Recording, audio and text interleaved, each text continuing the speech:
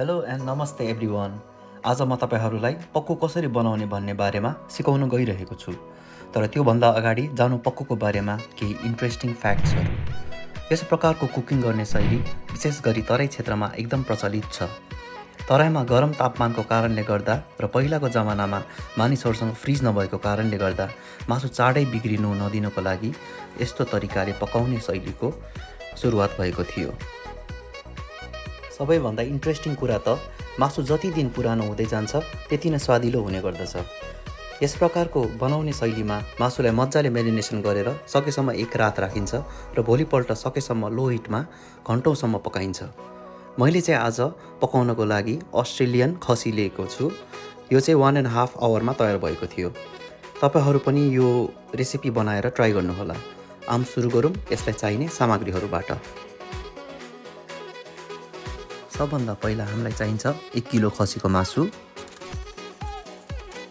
खोर्सानीको धुलो 1 table spoon, त्यसै गरी हामीलाई चाहिन्छ नुन 2 चम्चा, बेसार 2 चम्चा,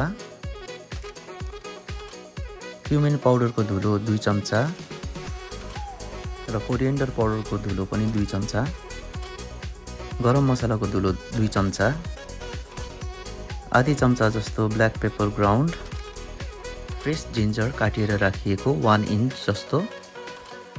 यो स्पाइसेसहरू प्लेटमा छुट्याएर राख्नुहोला।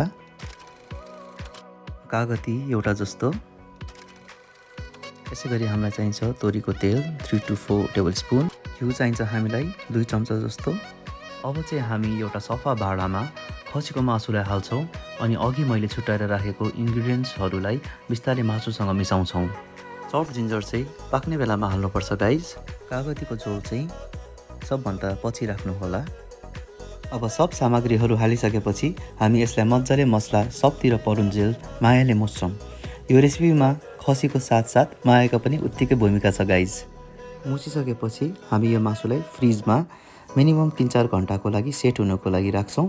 ओभरनाइट हाल्नुभयो भने झन् राम्रो।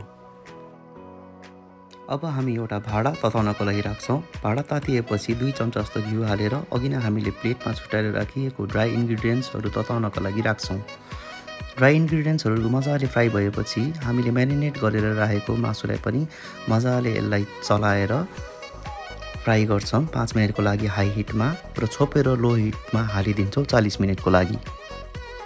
40 मिनट भइसकेको छ। ल हेर्नुहोस् त गाइज, मासु मजाले पाक्न लागिसकेको छ। मासुले एकदमै पानीहरू पनि रिलिज गरिरहेको छ।